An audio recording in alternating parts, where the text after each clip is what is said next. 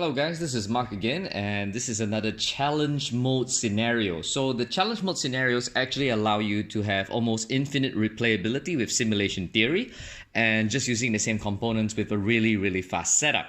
So the thing is that we're planning to make hopefully 10 to maybe 20 of these, and in the stretch goals we're going to have a lot more. Now each of these scenarios takes a long time to make, and particularly me personally, it just takes a lot of mathematics to actually make this work out. So without further ado, let's jump into it. We are taking only the Stone Reality challenge cards. Now what you want to do basically is first let's find the exit card from the treasure pile.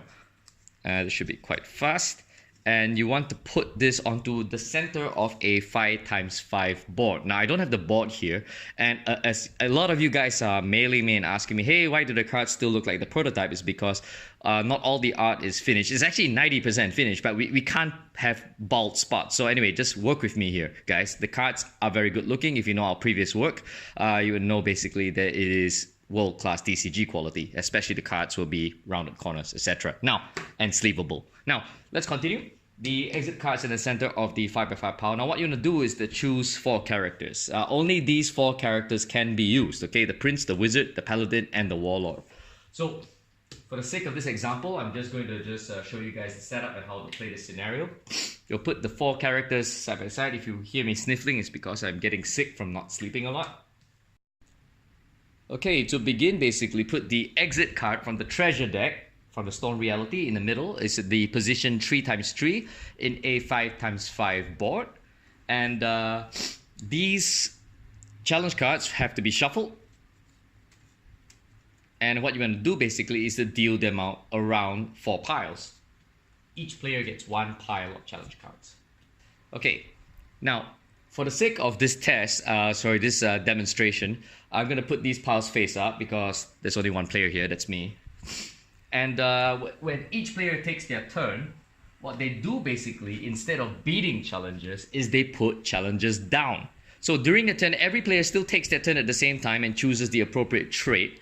But let's take a look at the Prince, right? I could put down IQ trait, an EQ trait, an MQ trait, and a BQ trait. But the challenges which I put down have to be equal or lower than my trait score.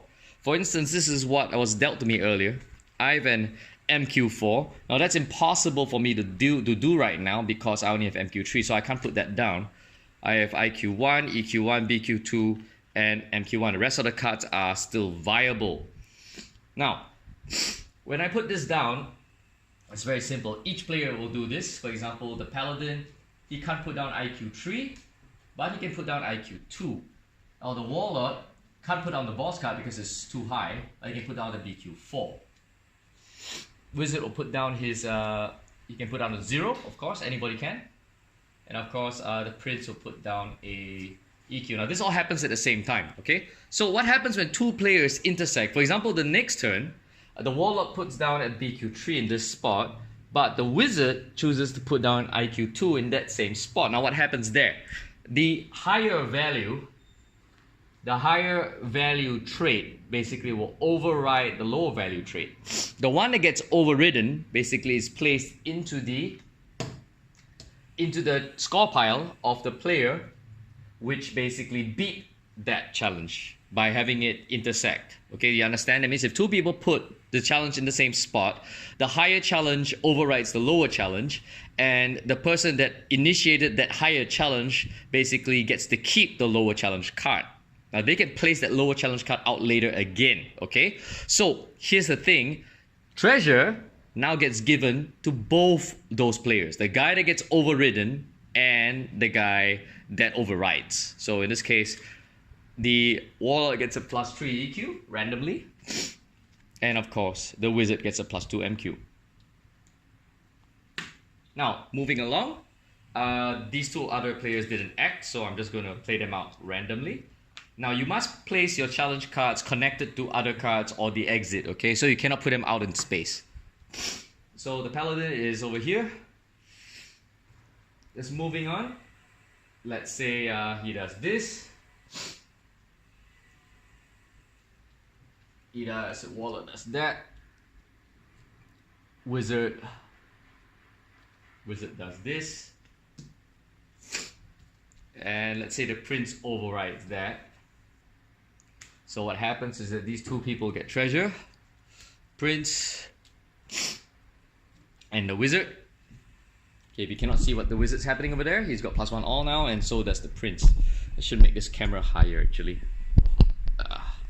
Okay, can't go any higher. So, next turn, the warlord puts this down. The paladin can't put anything down except the MQ. The wizard basically puts down the... It's got a EQ3 there because of the +1 all that the wizard has. You can put this down now. Okay, so in this instance, there will be a situation whereby a character will not be able to put down any cards. Now, how is that resolved?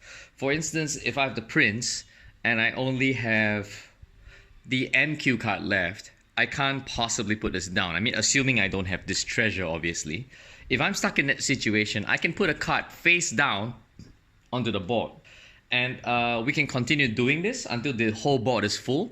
Now, the scenario ends when all the board spaces on a 5x5 grid are taken. So sorry, that shouldn't be there.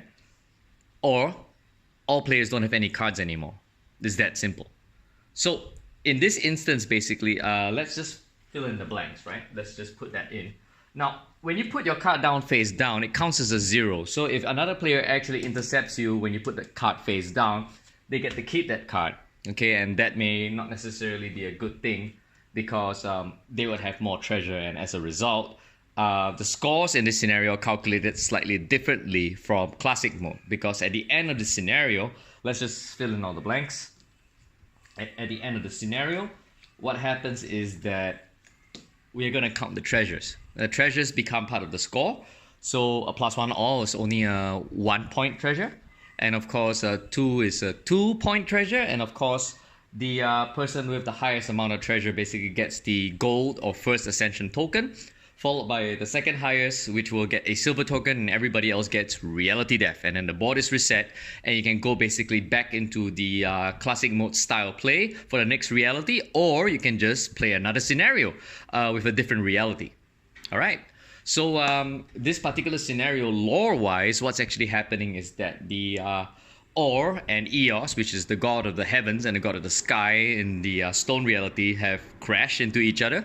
And these four characters, the wizard, the prince, the paladin, and the warlord, all basically share the dream of the stone. Basically, these dreams are supposed to be portents, they're supposed to be omens of what is to come, and they're actually remembering basically the history of what happened when the Or just landed on Gaeus, and as a result, they have godlike power, and they're building out the world. They're basically experiencing what the first gods experienced.